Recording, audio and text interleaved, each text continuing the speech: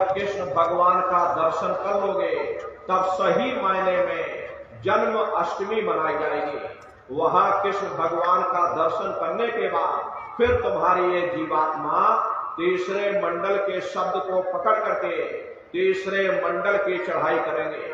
आगे पहुंची सुन झंकार, ररंकार धुन सुनी पुकार, आगे श्वेत शून्य है भाई और मान सरोवर पैठ नहाई। उसी के ऊपर तीसरा देश आता है जिसे महात्माओं ने शून्य देश कहा, उसी को रारण देश कहा जाता, उसी को अक्षर और नेति कहा जाता। वहां के जो मालिक हैं वो रारण पुरुष यानी कि पार ब्रह्म पुरुष हैं। वहां किंगरी और सारंगी दो धुनें उस लोक में गूंजती रहती हैं और पार ब्रह्म पुरुष का जो स्वरूप है वो पूर्णमासी के चंद्रमा के समान बड़ा ही मनमोहक स्वरूप है।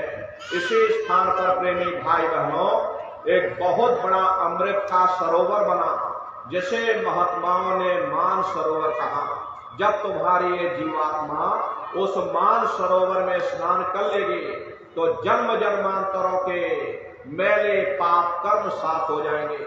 अरे यहाँ के पानी से तुम्हारे कर्मों की सफाई नहीं होने वाली, ये बाहर का पानी तुम्हारे शरीर के मैल को धो सकता, लेकिन जो पापों का मैल है, जो अंतःकरण में गंदगी जमा, वो जब साफ होगी जब आप तीसरे मंडल पर पहुंच करके उस गंगा में डुबकी लगाओगे।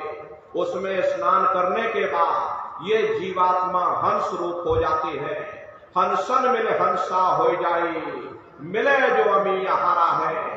जीवात्मा का खुद का प्रकाश उस अमृत के सरोवर में स्नान करने के बाद 16 सूर्य के बराबर हो जाता। तब फिर यही जीवात्मा चौथे मंडल के शब्द को पकड़ करके चौथे मंडल की चढ़ाई करती है। दो पर्वत के संग निहारो, भंवर गुफा के संत पुकारो। दो पर्वतों को पार करने के बाद वो बड़ा सुंदर देश आता जिसे महात्माओं ने भंवर गुफा कहा। वहां के जो मालिक हैं वो सोहंग पुरुष है। वहां बंशी यानी मुरली की मधुर ध्वनियां सदा उस लोक में उच्चारण होती रहती। और सोहंग पुरुष का जो स्वरूप है वो दोपहर के सूर्य के समान महाप्रकाशवान स्वरूप है। स्वरूप में अंतर है। पहले स्थान पर निरंजन भगवान का जो स्वरूप है वो ज्योतिष स्वरूप है।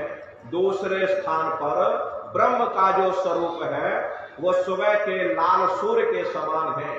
तीसरे स्थान पर पार ब्रह्म का जो स्वरूप है वो पूर्णमासी के चंद्रमा के समान है। चौथे स्थान पर सोहंग पुरुष का जो स्वरूप है वो दोपहर के सूर्य के समान महाप्रकाशवान स्वरूप है।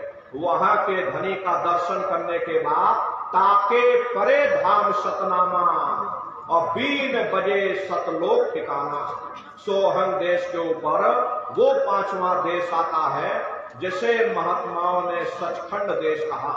वो सचखंड देश अजर अमर अविनाशी सदा एक रस रहने वाला देश है। वहां न काल है, न कर्म है, न दुख है, न संताप है, न पुण्य है, न पाप है।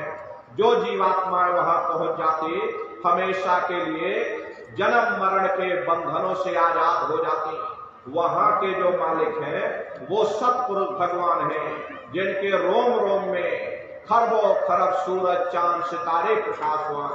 वही हमारे आपके सच्चे मालिक हैं, वही हमारे आपके सच्चे पिता हैं। अरे हमको आपको वहीं से नीचे उतारा गया, फिर शब्द को पकड़ करके शब्द शब्द पौड़ी पर चढ़कर और पहुंचो सचखंड सतनाम।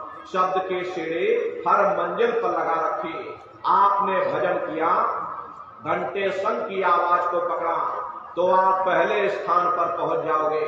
वहीं पर आपको दूसरे मंडल का शब्द सुनाई पड़ेगा, उसे आप पकड़ लोगे तो दूसरे मंडल पर चढ़ जाओगे। ऐसे ही शब्द दर शब्द मंजिल दर मंजिल ये जीवात्मा अपने देश सचखंड में पहुंच जाती। तो शब्द का पकड़ में आएगा जब आप भजन करोगे। और भजन कैसे किया जाएगा एक बार फिर से आप लोग समझ लीजिए। ये आंख और कान को बंद करिएगा, लेकिन मन को रोकिएगा। ऐसे समय पर तुम्हारा ये मन जरूर भागेगा। अभी आप सत्संग में बैठे हो, शरीर तुम्हारा यहां बैठा, मन सारी दुनिया में भ्रमण कर रहा है। अब किसी को पानी पीने जाना है, मन पानी पीने पहुंच गया। कोई बाल बच्चों को घर में छोड़कर आया, मन बाल बच्चों में पहुंच गया। कोई दुकान दफ्तर छोड़ करके आया, मन दुकान दफ्तर में पहुंच गया। कोई खेती बाड़ी छोड़ करके आया, शरीर यहां बैठा, मन खेत में बाजरा काट रहा। तो ऐसे भजन से कोई लाभ नहीं होता। अरे जिन्होंने मार मन डाला, उन्हीं को सूरमा कहना, बड़ा बैरी ये मन घट में, इसी का जीतना कटना। अगर दुनिया में कोई हमारा दुश्मन है, वो केवल हमारा मन है। ये मन रूपी रावण कब मरेगा? जब 9 द्वारों पर फतेह हासिल करके तुम यहाँ 10वें द्वार पर चढ़ जाओगे, तब सही मायने में दशहरा मनाई जाएगी। ये बाहर की दशहरा नहीं है, जो लकड़ी का रावण आप बना देते हो और फूंक फांक करके घर चले आते। गदवई हमने रावण मार दिया। अरे महात्माओं ने कहा था भाई सही मायने में तुम दशहरा कब मनाओगे? जब 9 द्वारों पर फतेह हासिल करके तुम यहाँ 10वें द्वार पर चढ़ जाओगे, तब सही मायने में विजय दशमी मनाई जाएगी। तब ये मन रूपी रावण मरेगा, तब तुम्हारी ये जीवात्मा, हरे से जीवात्मा को महात्माओं ने राम भी कहा। अरे आपकी धर्म पुस्तकों में लिखा है, एक राम दशरथ का बेटा, एक राम घट घट में लेटा, एक राम का शकल पसारा, और एक राम है सबसे न्यारा। एक वो राम है जो अयोध्या के वासी हैं, और एक राम घट घट में लेटे, यानी हमारे आपकी जीवात्मा जो हर एक के अंदर मौजूद है। महात्माओं ने कहा भाई एक वो राम है, और एक राम का शकल पसारा, यानी पहले स्थान के मालिक वो निरंजन भगवान, जिनको दुनिया त्रिलोकीनाथ कहती है, जिनका ये पूरा पसारा, पूरा संसार है। महात्माओं ने कहा भाई एक वो राम है, और एक राम है सबसे न्यारा, 5वें स्थान के मालिक वो सतपुरुष भगवान जो हमारे आपके सच्चे पिता हैं। महात्माओं ने कहा भाई एक वो राम है। तो महात्मा तो उस राम की महिमा गाते। मोटी बात आप लोग पकड़िए कि भजन आपको कैसे करना है। तो ये आंख और कान को बंद करिएगा, ऊंचा ध्यान दे करके सुनिए। सीटी जैसी आवाज शुरू में आपको सुनाई पड़ेगी, उसको सुनते रहना, सुनते सुनते उसी में लीन हो जाओ। जब आप उसमें लीन हो जाओगे तो कुछ समय बाद में दोबारा आपको अनुभव होगा कि कहीं बड़ी दूर से एक महीन आवाज, घंटे और शंख की आवाज हमारे कानों में बज रही। जब घंटे शंख की आवाज आपको सुनाई पड़ने लग जाए, तब आप सीटी की आवाज को छोड़ देना और घंटे शंख की आवाज को पकड़ लेना। एक बार प्रेमी भाई बहनों, आप उस आवाज को पकड़ लो, फिर वो आवाज आपको नहीं छोड़ेगी, खींच करके शरीर से बाहर कर देगी। तो रोज आना, रोज जाना, रोज ब्रह्मांडों की सैर करना, रोज देवी देवताओं के दर्शन करना, रोज राम के दर्शन करना, रोज कृष्ण के दर्शन करना।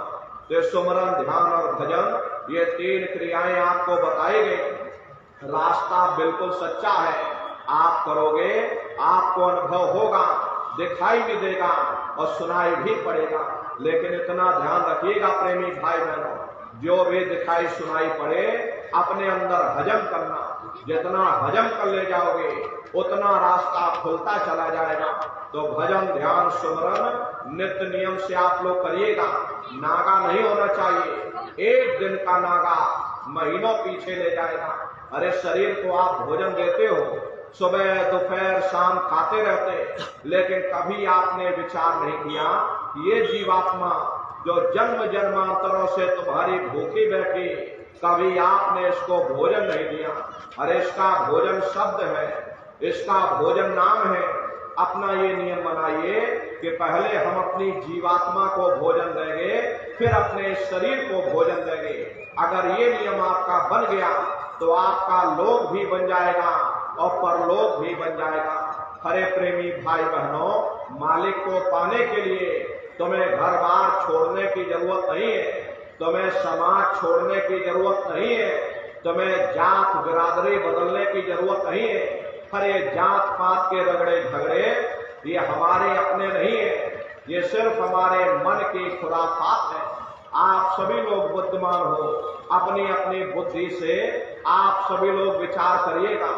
जब गुरु नानक साहब नहीं आए थे तब कोई सिख नहीं था, जब मोहम्मद साहब नहीं आए थे तब कोई मुसलमान नहीं था, जब ईसा मसीह साहब नहीं आए थे तब कोई ईसाई नहीं था। और पीछे लौटते चले जाओ तो केवल मनुष्य ही मनुष्य रह जाते। ये रगड़े झगड़े किसने पैदा किए? ये हमने आपने पैदा किए। अरे कोई भी महात्मा यहाँ पर आकर के न कोई कौम मनाने आता है, न कोई महात्मा यहाँ पर मजहब चलाने आते, न कोई यहाँ पर पंथ चलाने आते हैं, न ही आप हमारे हाथों में ये डंडे और तलवारें देने के लिए आते हैं। अरे आप तो सच्चा मार्ग, सनातन मार्ग समझाने के लिए इस धरा भूमि पर शरीर रूप में अवतरित होते। इसीलिए महात्मा कहते हैं, भाई जाति पाति पूछे नहीं कोई, हर का भजे सो हर का होई।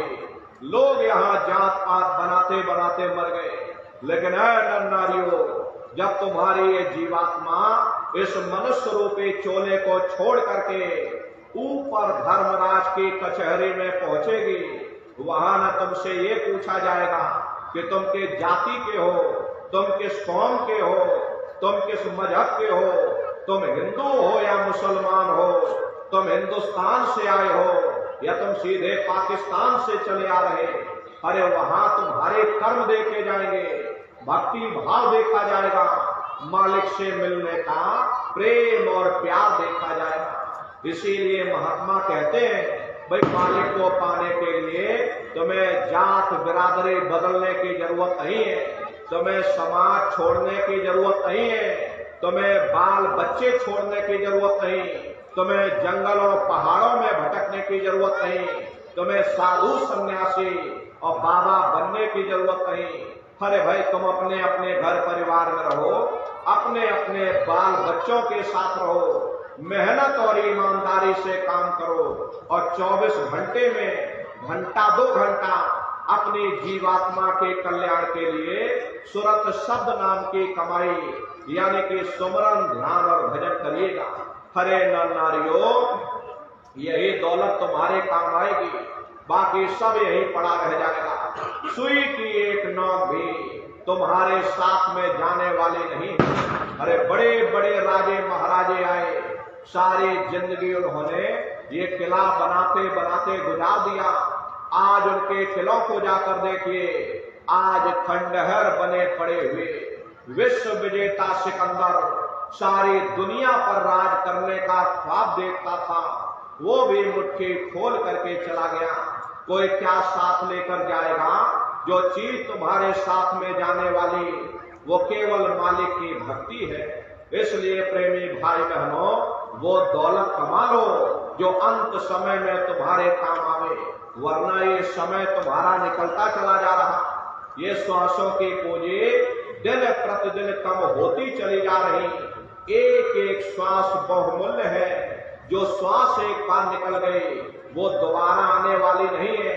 एक समय ऐसा आएगा ये बुलबुला तुम्हारा फूट जाएगा, फिर ना जाने तुमको दोबारा मनुष्य शरीर मिले न मिले।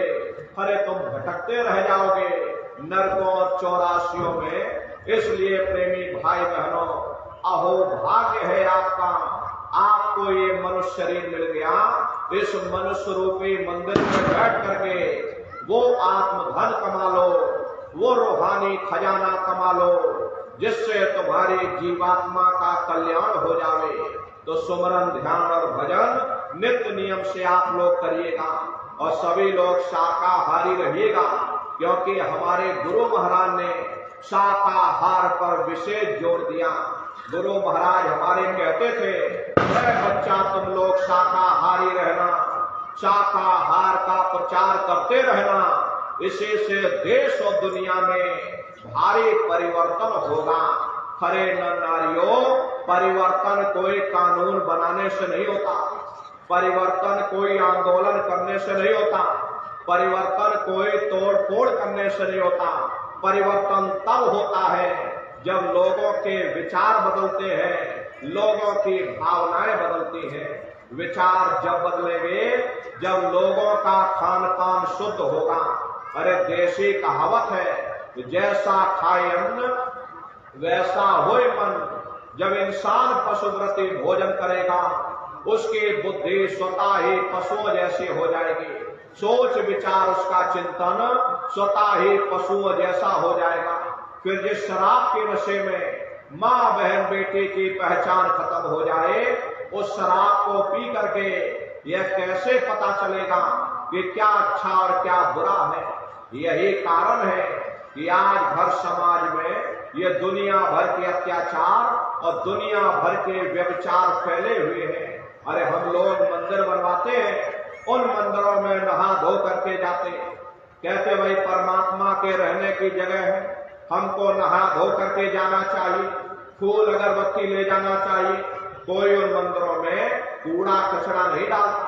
अगर कूड़ा कचरा डालोगे तो आपस में लाठियां चल जाएंगी।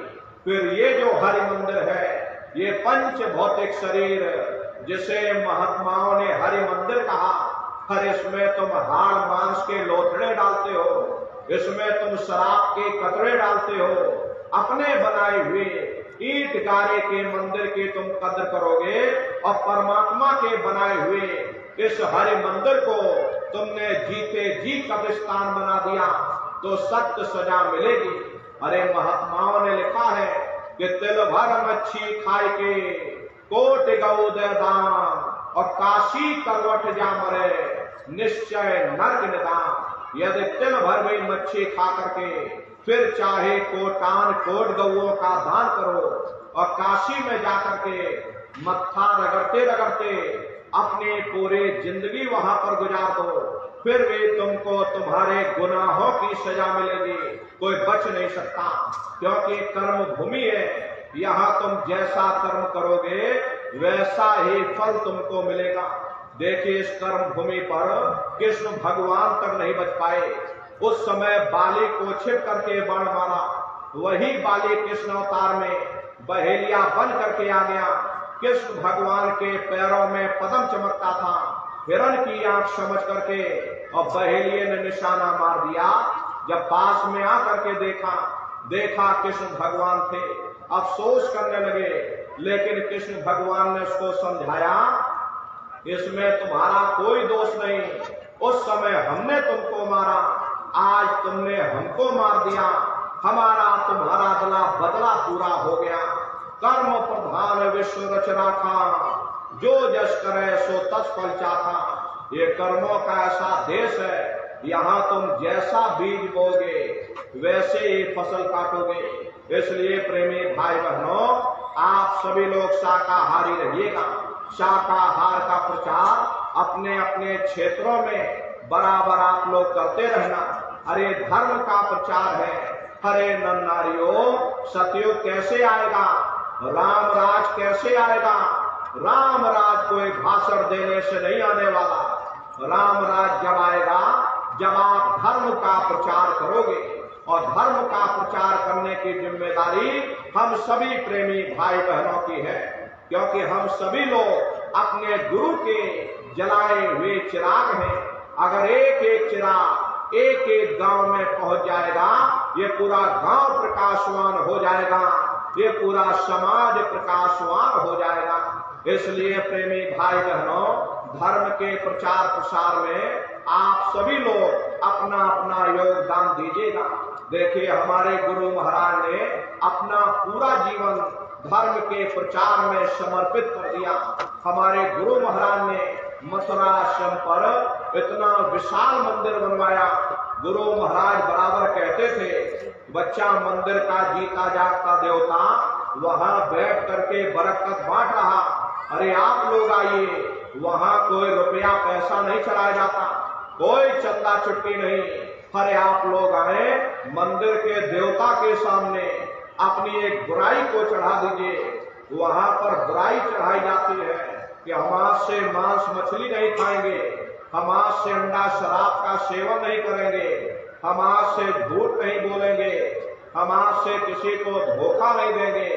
आप अपनी एक बुराई चढ़ा दो, आपकी एक मनोकामना पूरी होगी। ऐसा वरदानी मंदिर गुरु महाराज ने अपने गुरु की याद में मथुरा आश्रम पर बनवाया। प्रेमी भाई बहनों, उन्हीं की याद में ये पावन भंडारे का कार्यक्रम 1 दिसंबर से और 5 दिसंबर तक मथुरा आश्रम पर मनाया जाएगा।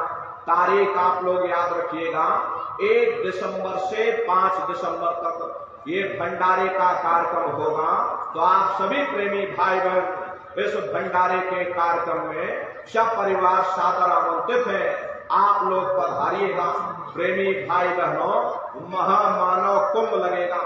दसियों लाख की संख्या में प्रेमी भाई बहन देश के कोने कोने से मथुरा दरबार में पधारेंगे। फिर आपके रहने ठहरने की व्यवस्था वहां पर की जाती है। अलग अलग जिलों के सेक्टर बनाए जाते हैं, टेंट राउटी डेरे लगाए जाते हैं। भोजन पानी के लिए अलग अलग जिलों के भंडारे चलाए जाते हैं। हजारों हजार की संख्या में भंडारे चलते हैं।